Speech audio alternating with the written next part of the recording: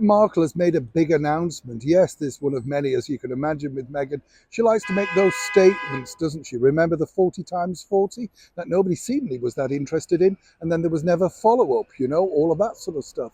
But the problem with Harry and Meghan, they make these grandiose sort of announcements, and then nothing seemingly comes forward. As ever, nothing new.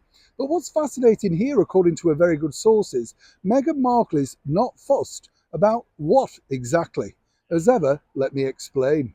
Hi, good morning, Neil. Sean here. Nice to see you. I hope you're all keeping well today. And whatever you're doing, just be happy. Be safe. That sort of stuff. It's not easy, is it?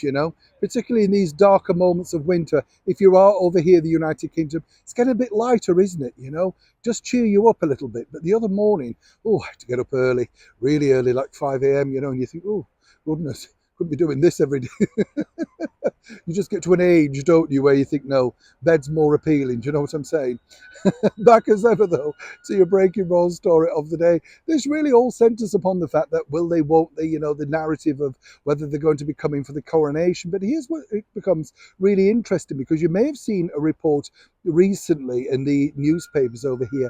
Basically, apparently the royal family are trying to put together this sort of mad dash 2-day visit just for Harry independently, him coming over himself.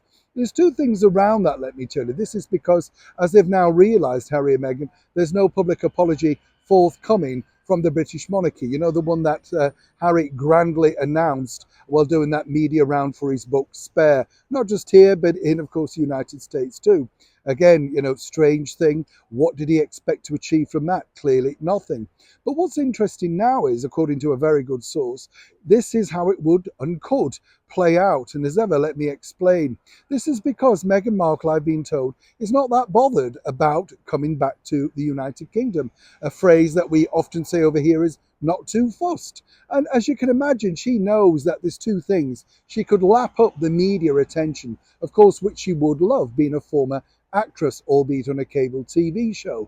But the bottom line is the abuse is also worrying for her, given the fact that they had such a bad time of it last time over here for the Platinum Jubilee.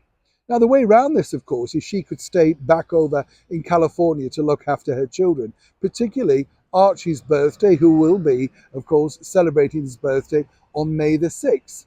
That way, there's a reasonable enough excuse for Harry to do the royal duty, pop over, be seen, show his respects, at least amongst his former family, at the celebrated coronation. This is something, apparently, according to a good source, that the King Charles III, is very keen on. Whichever way you look at it, he seemingly wants to have his son there. Obviously, he knows the circus that will ensue if they all return back, particularly if they were brave enough to bring the two children. I'll leave that there.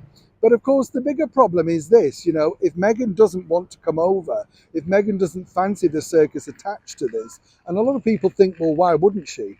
Then this could be the next best thing.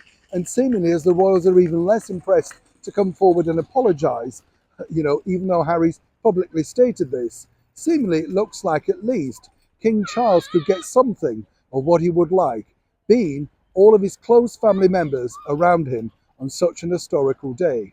Of course, this is an evolving story, and if there was something more luring, I'm sure Meghan could change her mind. But this is where we are right now. Neil Sean in the very heart of London.